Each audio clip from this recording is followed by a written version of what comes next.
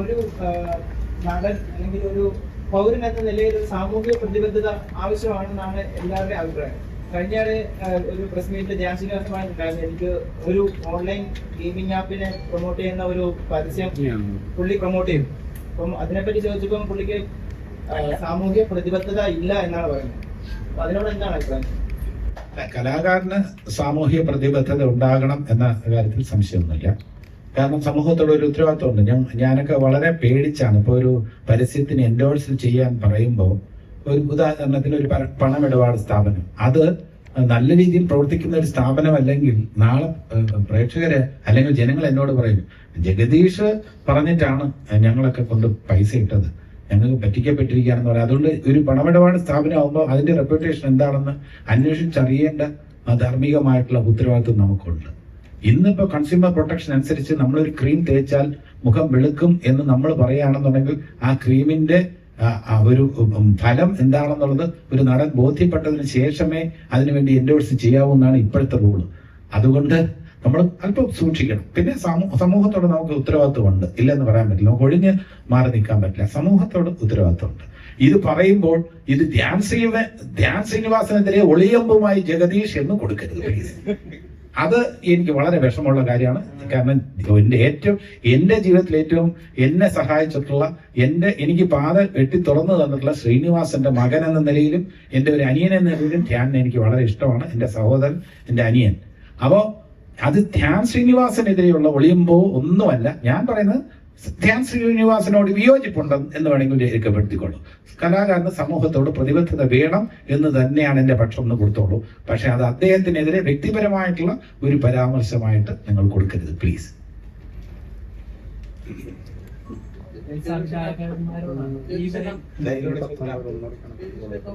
പല അഭിപ്രായങ്ങളും തന്റേതായ നിലപാടുകൾ വ്യക്തമായി അറിയിച്ചിട്ടുള്ള ഒരാളാണ്. ഇപ്പോൾ വരുന്ന വാർത്തകളനുസരിച്ച് ഈ മാസം വരെ സിനിമാ മേഖല സമരത്തിലേക്ക് പോവുകയാണെന്നാണ് വാർത്തകൾ ലഭ്യമായി ബന്ധപ്പെട്ട ചർച്ചകളൊക്കെ നടക്കുന്നുണ്ടെന്നാണ്. അപ്പോൾ ജൂനിയർ ആർട്ടിസ്റ്റ് ഉൾപ്പെടെ ഒരുപാട് ആയിരക്കണക്കിന് തൊഴിലാളികളെ ബാധിക്കുന്ന ഒരു വിഷയമാണ്. ഈ വിഷയത്തിൽ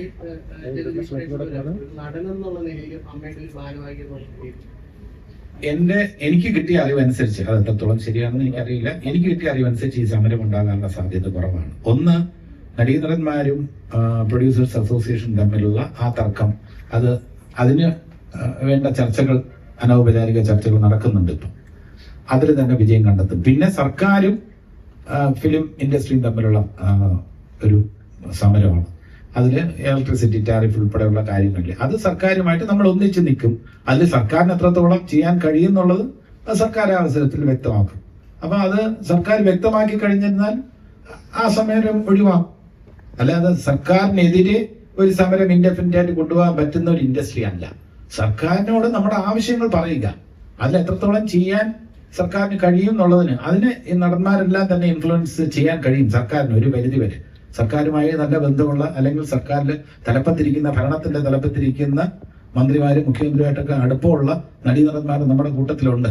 അവര് വിചാരിച്ച് അവരും കൂടെ വന്ന്, നിർമ്മാതാക്കളുണ്ട്, സംവിധായകരുണ്ട്, അവരെല്ലാം കൂടെ പറഞ്ഞ് ഇൻഡസ്ട്രിയുടെ ആവശ്യങ്ങൾ നേടിയെടുക്കാനുള്ള ശ്രമങ്ങൾ നടത്തുക.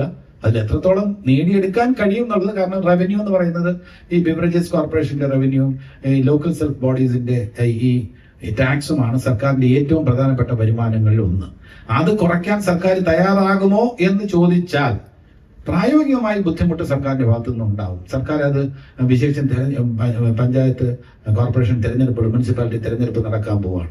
ഈ സമയത്ത് നമ്മൾ ഒരു സമരം ചെയ്ത് ടാക്സ് കുറയ്ക്കണമെന്ന് ആവശ്യപ്പെട്ടാൽ പുതിയ ഭരണസമിതി വരാൻ പോകുന്ന ഈ അവസരത്തിൽ അത് എത്രത്തോളം സർക്കാരിനെ തൃപ്തിപ്പെടുത്താൻ കഴിയും അല്ലെങ്കിൽ സർക്കാരിന് കുറയ്ക്കാൻ കഴിയുമെന്ന കാര്യത്തിൽ എനിക്ക് സംശയമുണ്ട്. അപ്പൊ ആലോചിച്ച് തീരുമാനമെടുക്കണം. സർക്കാരും തുറന്ന സമീപനമാണെന്ന് ശ്രീ സജി ചെറിയാൻ പറഞ്ഞിട്ടുണ്ട്. അപ്പൊ എന്തായാലും ചർച്ചകൾ നടക്കുന്നത് നല്ലതാണ്. ഈ സമരം ആഹ്വാനം ചെയ്യുമ്പോൾ സമരം ചെയ്യാൻ വേണ്ടിയല്ല, നമ്മുടെ ആവശ്യങ്ങൾ ആൾക്കാരുടെ ശ്രദ്ധയിൽപ്പെടുത്താൻ വേണ്ടിയാണ് ഈ സമര ആഹ്വാനം എന്ന് പറയുന്നത്. അപ്പൊ സമരം ചെയ്യും എന്ന് പറഞ്ഞാൽ അന്ന് സമരം ചെയ്യുന്നുള്ളതല്ല, ഞങ്ങൾക്ക് കുറെ പ്രശ്നമുണ്ടെന്നുള്ളത് ഇൻഡസ്ട്രി അറിയിക്കുകയാണ്. ആരെ? സർക്കാരിനെയും ജനങ്ങളെയും ബാക്കിയുള്ള ഇൻഡസ്ട്രിയിലുള്ള ബാക്കിയുള്ള ആൾക്കാരെയൊക്കെ അറിയിക്കുകയാണ്. ആ അറിയിക്കുന്നതിൽ ഈ പ്രൊഡ്യൂസേഴ്സ് അസോസിയേഷൻ വിജയിച്ചിട്ടുണ്ട്. അതിനനുസരിച്ചുള്ള പരിഹാരം ഉണ്ടാവും തന്നെയാണ് എന്റെ പ്രതീക്ഷ.